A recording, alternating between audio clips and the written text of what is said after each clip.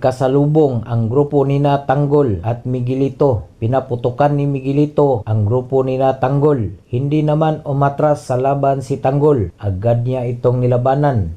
Pinagsabihan ni Mayor Roberto si Miguelito na siya na ang bahala kay Tanggol habang nakikipagbarilan. Dumating si David.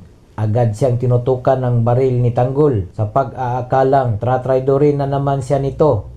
Nandito ako kasi kahit anong mangyari magkadugo tayo. Paliwanag ni David. Dumating si Miguelito at inabutang magkasama sina Tanggol at David. Magkasabay nilang hinarap ang panganib. Sabi ng baril ni Tanggol at David, bang bang bang. Kaya tumakbo si Miguelito kasama ang mga tauhan nito at si Fatima. Hinabol nila ito hanggang makarating sila sa isang abandonadong warehouse. Inutusan ni Miguelito ang kanyang mga tauhan na pagpasok ni Tanggol, salubungin ito ng dahas.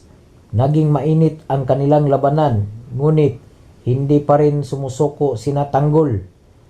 Nagulat si Tanggol nang tawagin siyang kuya ni David habang tinutulungan siyang makatayo. Sinabihan ni Tanggol si David na siya na lang ang aakyat dahil ayaw niya itong mapahamak, ngunit nagpumilit ito. Sasamahan kita, kung mamatay ka, mamamatay din ako.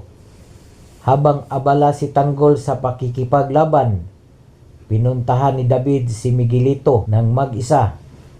Ngunit hindi niya alam na nakaabang na pala ang mga tauhan nito sa kanila.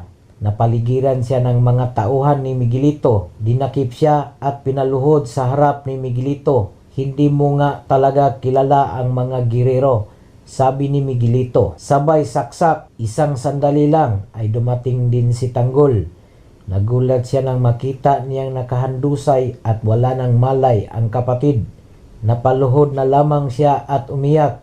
Nangihinayang sa mga pagkakataon na sayang lamang kung kilan lang naging mabuti ang trato sa kanya ni David.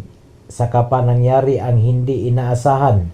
Huli na ba talaga ang lahat para sa pagkapatid? Pinatunayan lamang ng pangyayari na ito na kahit ano pa ang galit mo sa iyong kapatid, mananaig pa rin sa bandang huli ang lukso ng dugo at pagmamalasakit